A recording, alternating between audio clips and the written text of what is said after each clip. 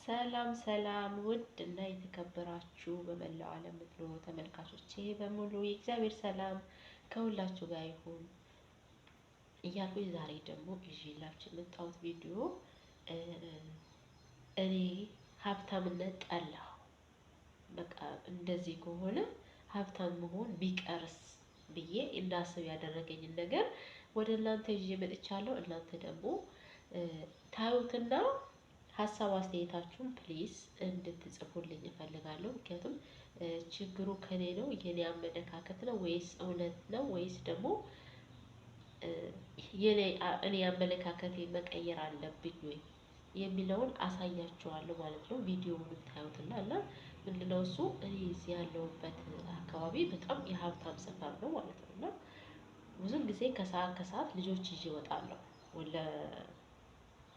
በቃ እንደ ስፖርት እንደ እንቅስቃሴ ማለት ነው። ወክ አድርገን ሄደን ተመልሰን እንመጣለን እና ሳየው አካባቢው ደስ ይለኛል እውነት ለመናገር ማለት ነው።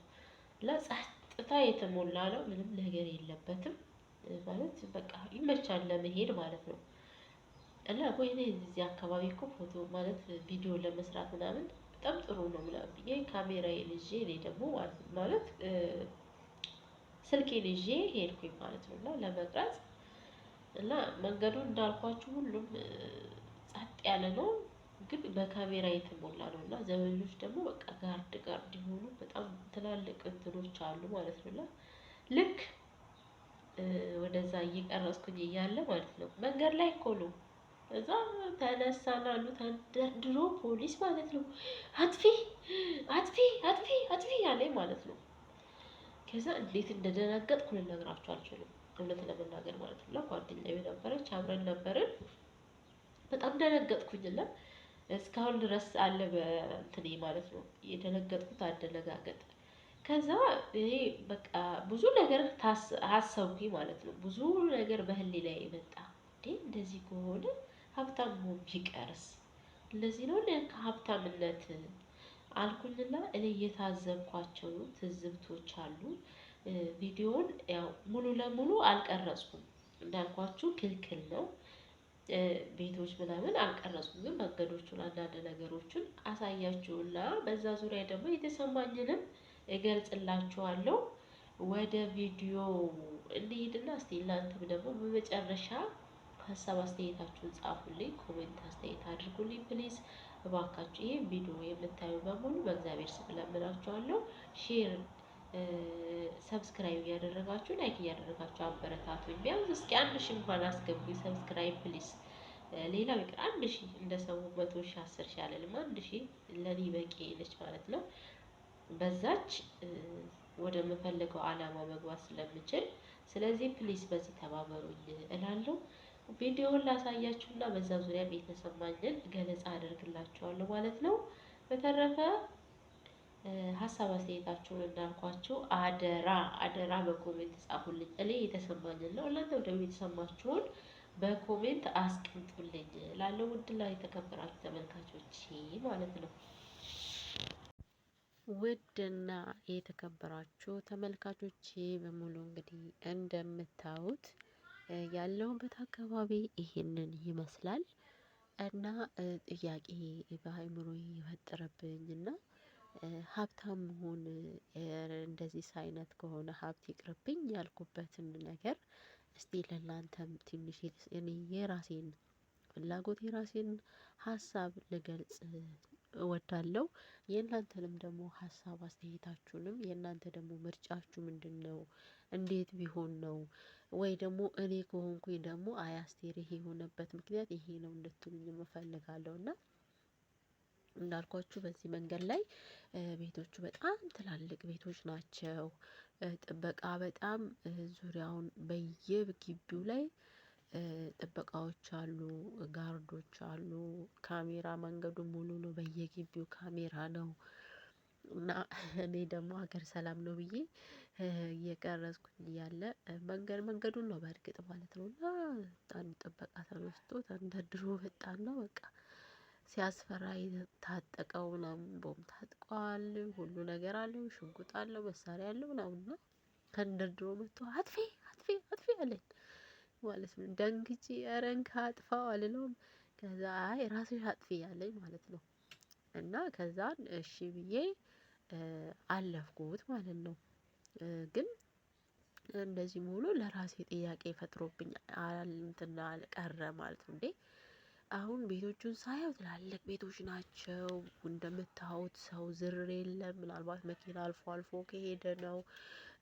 በቃ ጸጥ ያለ ነው። ወደ ግቢው ስገቡ በሩ ላይ መንገዱ ላይ እንዳለ ካሜራ ነው። እና እንዲህ በቃ ይሄ የሆነበት ያው የሀብታም ሰፈር ስለሆነ ነው በእርግጥ ማለት ነው። እና ግን ሀብት እንደዚህ አይነት ሰላምን ያሳጣል ወይ? ሀብት ማለት ጭንቀት ነው ወይ? ሀብት ማለት እንደዚህ የቁም እስረኛ መሆን ነው ወይ? በቃ ነጻነት ከሌለው አንድ ሰው መውጣት መግባቱ በነጻነት ካልሆነ በቤት ውስጥ ገብቶ እርፍ ሲል በነጻነት ካልሆነ ሀብት ማለት ለእንደዚህ አይነት ጭንቀት ከሆነ እኔ አይኖረኝ ሀብት ያልኩበት ነው ማለት ነው። እና ለምን እንደዚህ ሆነ? ለምን እንደዚህ ይሆናል? በቃ ብዬ እና ስጋትስ ለምን ይፈጥርባችኋል?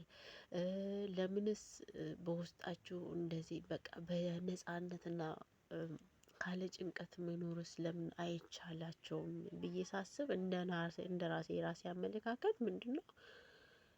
ምናልባት እኛ በተሰጠን በዛ በሀብታችን ከኛ አልፈን ሌሎችን ዝቅ ብለን እማናይ ከሆነ በአካባቢያችን ያሉትንም ሰዎች ሆነ ወይም በሀገራችን ዙሪያም ሆነ በቃ ከኛ አልፎ እኛ ለሰዎች መትረፍ የምንችል ከሆነ ይህን የሚያካክል ቤት ተሸክመን በመከራና በጭንቅ ከምንኖር ዝቅ ብለን ግን በአካባቢያችን ያሉትን ለልማትም ይሁን እኛ አለንላችሁ ብለው ፈጥነው ደራሽ ሲሆኑ በምንም ይሁን እኛ አለንላችሁ ብለው ባላቸው ነገር ከራሳቸው አልፈው ለሰው ሲተርፉ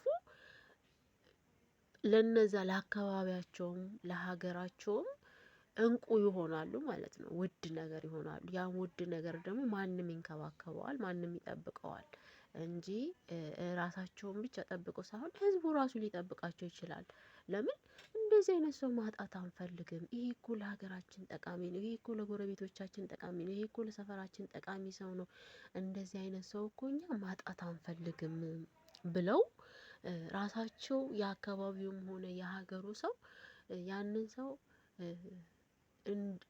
ከዘበኛም በላይ እንደ እንቁ ሊያየው ይችላል። ከጥበቃም በላይ ማለት እንኳንስ እሱን ሊያጠፋው ይቅርና ማለት ነው። ግን ይሄንን በራሳችን ላይ ይሄ እንዲፈጠርብን የሚያደርገው ምንድነው? በቃ እኔው በልቼ እኔው ልሙት።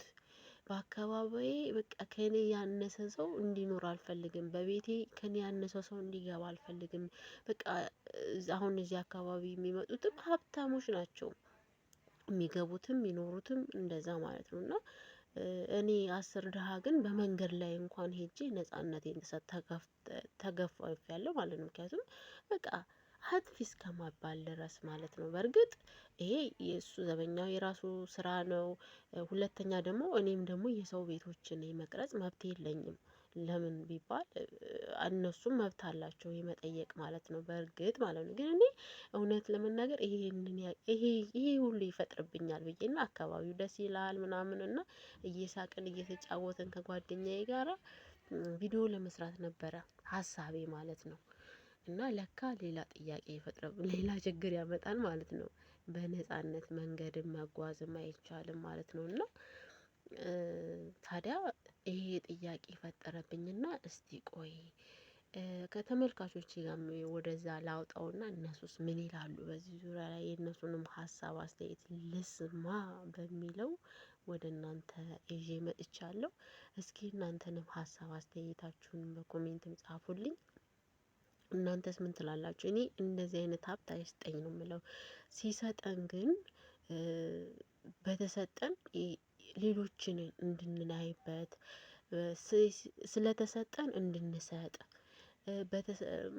ብቻ የሚሰጥ አይን የሚስጠን አብሮ የሚሰጥ ልብ የሚስጠን አብሮ ከብሩ ጋራ ዝቅ ብሎ የሚያይ አይነ ልቦናችንን ያብራልን ብላለሁ። እና ሀብት ብቻውን ቢከመር በላያችን ላይ ከጭንቀት ውጪ ምንም ደስታ ሊሰጠን አይችልም ማለት ነው። ለካ ሀብት ለካ እዚህ ድረስ ነው ብዬ እኔ የታዘብኩትና ኧረ እንደዚህ አይነት ሀብት አይኑረኝ ያልኩበት አጋጣሚ ለዚህ ነው።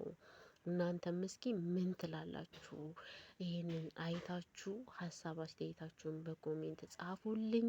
በተረፈ ጊዜያችሁን ሰጥታችሁ ጆሯችሁን ሰጥታችሁ ስለምታዳምጡኝ በሙሉ አመሰግናለሁ። እግዚአብሔር አክብርልኝ። በያላችሁበት የእግዚአብሔር ጥበቃው አይለያችሁ አይለየን እያልኩኝ እና ይህንን ሀሳቤን ይዤ የመጣሁት እስቲ ከእናንተም ይሄ የኔ ለራሴ ብቻ ለምን ከእናንተም አንድ ነገር በኮሜንትና በአስተያየት እንኳን ብሰማ እኔም ልማርበት፣ አሀ ለካ ለዚህ ነው እንዴ ብዬ የራሴንም ግንዛቤ ከእናንተንም ግንዛቤ ላገኝበት ስለምችል ለዛ ነው እና